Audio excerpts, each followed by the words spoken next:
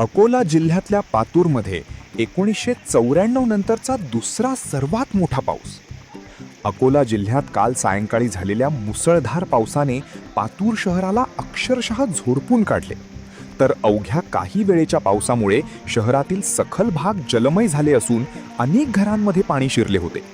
तर स्थानिक नागरिकांच्या म्हणण्यानुसार 1994 नंतर इतका मोठा पाऊस प्रथमच पाहायला मिळाला आहे. तर या पावसामुळे जनजीवन विस्कळीत झाले असून प्रशासनाकडून अद्यापही नुकसानीचा पंचनामा झाला नसून तहसीलदारांनी पाठ फिरवली असल्याचा आरोप स्थानिकांनी केला आहे.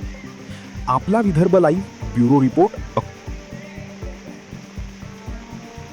कालची परिस्थिती इतकी भयानक होती की आम्ही कधीच पाहिली नाही. अशी 1994 मध्ये असा पूर आला होता, तो त्यापासून तर आता हा असा पूर आलेला आहे. आमच्या घरात 3.5 फूट पाणी होतं. आमच्या घरातलं एवढं नुकसान झालं.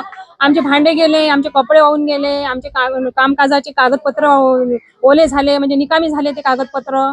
त्याच्यानंतर आमचे कपाटातले चांगले ओरिजिनल सामान हे ते खराब झालं. फ्रीज जळला, टीव्ही जळली, धान्य गेलं, किराणा गेलं, गहू गेले, सगळं नुकसान झालं आमचं. आणि घरात अशी परिस्थिती होती की असं वाटते की आता घरही पडते ना, आता आपल्याला बस याच्यातच मरा लागते. बाहेर निघायची आम्हाला काहीच परिस्थिती नव्हती. कुकडूनच आम्हाला पाणी असल्यामुळे बाहेर निघता येत नाही. हा रोड एवढा भरून येते की कंबर इतकं पाणी या रोडनं असते. जायचं कुठं आम्ही? घरात थांबू शकत नाही, बाहेर बी निघू शकत नाही, अशी परिस्थिती झाली होती. आणि या रोडनं एवढं पाणी काढलेलं आहे. संभाजी चौक, मिलिंदनगर चौक, गुरुवारपेठ, आठवडी बाजार, गोंडवेस, इतक्या गावातलं पाणी बस स्टँड, पोलीस स्टेशन पासून हे पाणी या आमच्या रोडनं काढलेलं आहे. याच्या अगोदर जे लोक नगरसेवक, नगराध्यक्ष होऊन गेले, पण केअर घेतली नाही. मान्सून पूर्व नगर परिषदनं आपल्या सर्व्हिस नाल्या साफ करायला पाहिजे. कोणतेही कर्मचारी, सफाई कामगार येऊन नाल्याची साफसफाई झालेली नाही. सगळी गंदगी आहे. त्या गंदगी असल्यामुळे नदीतलं पाणी पास होत नाही. आणि जवळच नदी असल्यामुळे आम्हाला आमच्या जीवाला धोका आहे.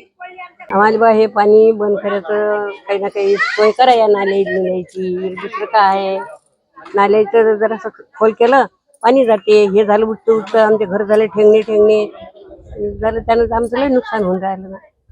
पण नुकसानाकडे पहा तर जीवाकडे पहा लागते. का जीव घेऊन पहा, असे लहान लहान लेकरं घेऊन कुठे पहा आम्ही. जीवाला लय धोका आहे ना. रातभर पाणी आलं ना झोपत नाही. पहिल्यापासून हे डाबरीत आहे आमचे घर. आणि लोक काही केअर घेत नाहीत. हे मेंबर काही केअर घेत नाहीत. आपण म्हणा त्या लढ्या पळ्याचा राहतो आपण की बाबा हे वस्तू नका करू रे, आमच्या घरात पाणी जाते. नाही होते ते बरोबर असं चकवलं त्या लोकांनी, मेंबर लोकांनी. कालची कशी परिस्थिती कालची तर लय भयानकच होती. पुरं घरात घुसल्यावर काही त्याचं हेच नाही. हो.